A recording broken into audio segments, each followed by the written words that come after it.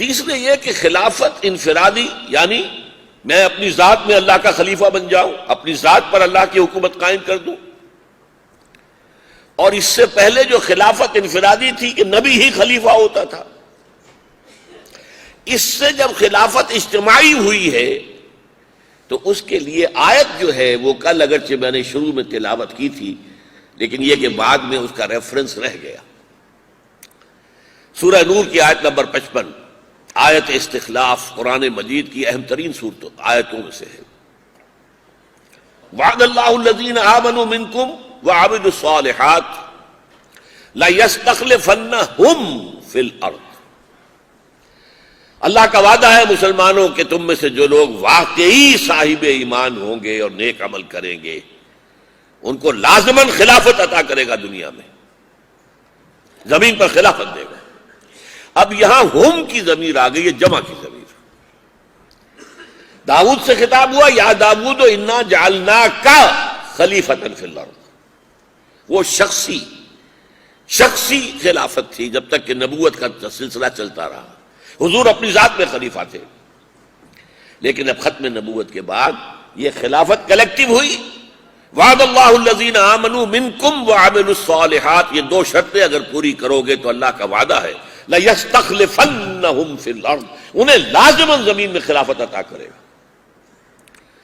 وَلَيُمَكِّنَنَّ لَهُمْ دِينَهُمُ الَّذِي ارْتَضَىٰ لَهُمْ، اور ان کے اس دین کو جو اللہ نے پسند کر لیا ہے زمین میں تمکن عطا کرے گا، غلبہ عطا کرے گا. وَلَيُبَدِّلَنَّهُمْ مِن بَعْدِ خَوْفِهِمْ أَمْنًا، اور وہ جو خوف کی حالت ان پر طاری ہے کہ ہر وقت خطرہ ہے، مدینے پر مشرق سے حملہ نہ ہو جائے، شمال سے نہ ہو جائے، جنوب سے نہ ہو جائے، مغرب سے نہ ہو جائے، اس خوف کی حالت کو امن سے بدل دے گا.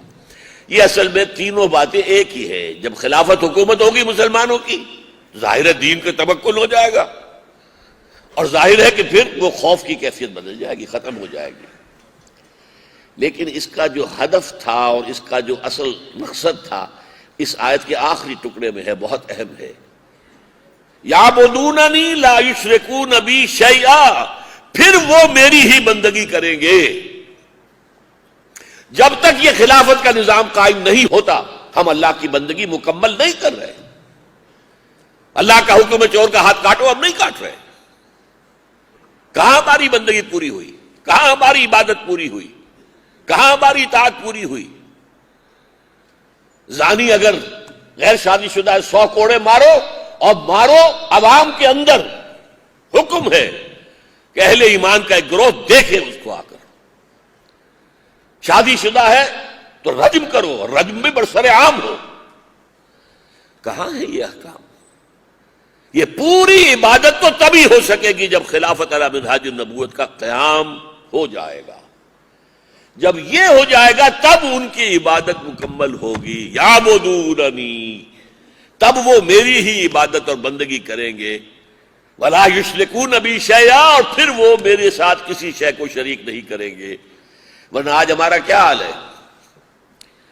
کچھ قوانین اللہ کے مان لیتے ہیں، نماز پڑھو، روزہ رکھو، اور کچھ قوانین جو ہیں کسی اور کے مان رہے ہیں تو اس کو اللہ کے ساتھ شریک کر دیا کہ نہیں؟ ان الحکم الا للہ، حکم تو ہے ہی نہیں سوائے اللہ کی کسی کے لیے. اور اگر آپ نے کسی اور کی احکام کو تسلیم کر لیا تو آپ نے اللہ کے ساتھ شریک کر دیا. لا یشرکون بی شیئا ومن کفر بعد ذلک فاولئک هم الفاسقون. جو لوگ اس کے بعد بھی کفر پر اڑے رہیں گے جب نظام خلافت آ جائے پھر بھی، تو وہ لوگ تو ناہنجار ہیں، فاسق ہیں، فاجر ہیں، وہ تو سرکش.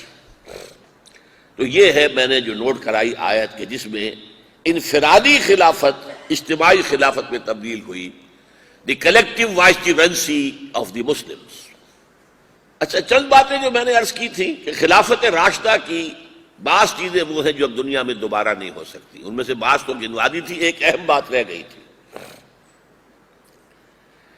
کہ تزکیہ نفس جس درجے میں اس وقت ہو گیا تھا اس میں کوئی حرج نہیں تھا کہ کسی شخص کو تا حیات لائف لانگ خلافت دے دی جائے. وہاں کوئی وقت نہیں تھا 2 سال 4 سال 6 سال 8 سال پھر الیکشن نہیں. خلفائے راشدین بس ان کی موت پر ہی ان کا سلسلہ ختم ہو سکتا تھا، چاہے وہ شہادت کی موت ہو چاہے وہ طبی موت ہو. لیکن اب یہ نہیں ہو سکتا. ہمیں اس طرح کے نفوس مزکہ اب دستیاب نہیں ہو سکتے. اقتدار اور اختیار کا تسلسل یہ بہت بری شے ہے. اس سے انسان کے اندر خناس پیدا ہو سکتا ہے، الا یہ کہ تزکیہ نفس مکمل طور پر ہو چکا ہو، تصفیہ قلب مکمل طور پر ہو چکا ہو، تجلیہ روح مکمل طور پر ہو چکی ہو، کہ جس کا اب کوئی امکان نہیں ہے. آخری بات جو کل غیر مسلموں کے سلسلے میں رہ گئی تھی کہ غیر مسلم کے لیے جو اصطلاح ہے اسلامی ذمہ، یہ کوئی گالی نہیں ہے. ذمہ وہ ہے جس کی ذمہ داری لیتی ہے نظام خلافت لیتا ہے، اس کی حفاظت، اس کی آزادی، اس کے حقوق ہم گارنٹی کرتے ہیں. یہاں تک کہ شہری ہونے کے ناطے اس کے لیے بھی جو بنیادی ضروریات ہیں ان کی کفالت کا ذمہ نظام خلافت لیتا ہے، چاہے وہ مسلمان نہیں ہے. حضرت عمر رضی اللہ تعالی عنہ ایک مرتبہ ایک صوبائی دارالخلافہ کے دورے پر تھے. وہاں دیکھا کہ ایک بوڑھا یہودی بازار میں بھیک مانگ رہا ہے. آپ نے گورنر سے پوچھا یہ کیا تماشا ہے؟ یہ جوان تھا تو تم اس سے جزیہ لے رہے تھے، اب بوڑھا ہو گیا تو تم نے چھوڑ دیا، اس کو پھینک دیا بازار میں کہ کھڑا ہو کر بھیک مانگے. اس کا وظیفہ مقرر کرو بیت المال سے. تو ذمی جو ہے کوئی گالی نہیں ہے. آج ہمارے ہاں بعض چیزوں کو گالی بنا دیا گیا. ذمی نہیں، ذمہ لیا ہے اسلامی ریاست نے، ذمہ دار ہے نظام خلافت. اسی طرح جزیہ کو گالی بنا دیا گیا. گالی کیا ہے؟ جزیہ جزا سے ہے، بدل. چونکہ ان پر فوجی سروس لازم نہیں ہے، ان کے جان مال عزت اور آبرو کی حفاظت کا ذمہ لے رہا ہے نظام خلافت، لہذا انہیں کو ٹیکس دینا پڑے گا. یہ ٹیکس ہے اصل میں. مسلمان زکوٰۃ دے گا، مسلمان عشر دے گا، یہ مسلمانوں نے دینا ہے. لیکن یہ کہ غیر مسلم جزیہ دے گا، بس یہ ایک ٹیکس ہے. تو یہ چند باتیں میں چاہتا تھا کہ مزید واضح ہو جائیں.